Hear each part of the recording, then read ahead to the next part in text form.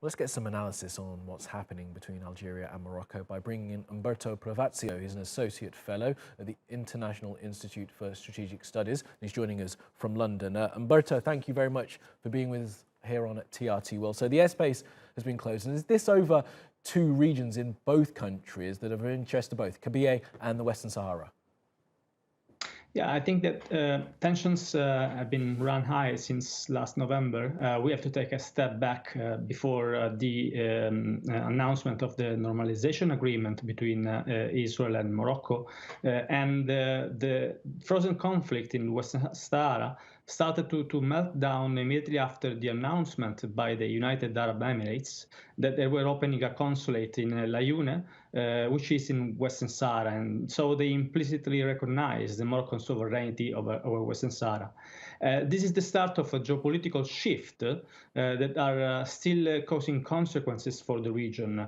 And in particular, the fact that Morocco has now joined this normalization front, a bloc of countries that are reaching out to Israel and normalizing ties, is seen in Algeria with increasing concern. Yeah, I mean, of course, the Trump administration, as part of those Abraham Accords, recognized Morocco's claim to the Western Sahara. And just last week, someone from Morocco recognized the possible independence of Kabyle. So the tensions between the two nations are at a really low point. How will the closing of the airspace impact what's going on between the two?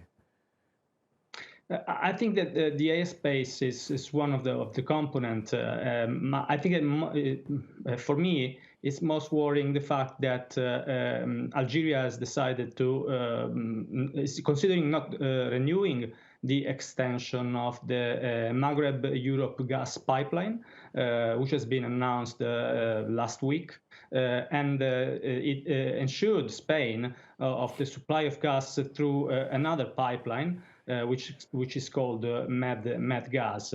This is always an impact on gas supplies to Europe, but it also shows that these structural adjustments made by these geopolitical shifts are creating problems between Algeria and Morocco, and they can also become structural due to the fact that both countries are considering extending the gas supply from Nigeria with two different and alternative projects.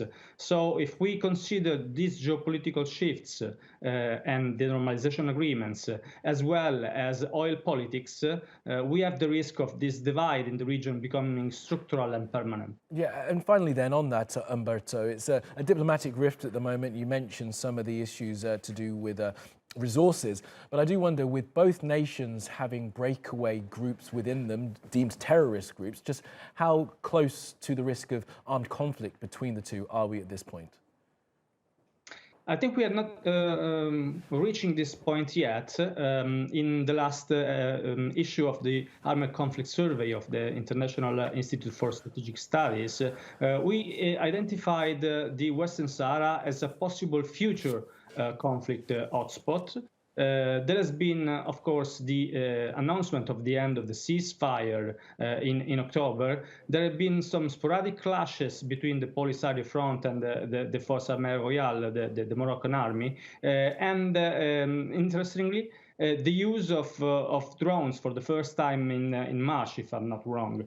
So there are the premises for this conflict to intensify, but I think it's not in the interest of both of the countries to resume it, given the fact that it could be detrimental for Morocco, given the fact that he has obtained from the Trump administration, but also from the Biden administration, that decided not to reverse the decision of the recognition of the Western Sahara, of Morocco's sovereignty of the Western Sahara. So both administrations are continuing this policy, but also considering Algeria's internal and domestic politics, which is still affected by some instability and volatility, given the fact that the protests by the Iraq movement are continuing there. Absolutely, an interesting time and a story to keep an eye on. Umberto Profazio from the International Institute for Strategic Studies, appreciate your time. Thank you for being with us.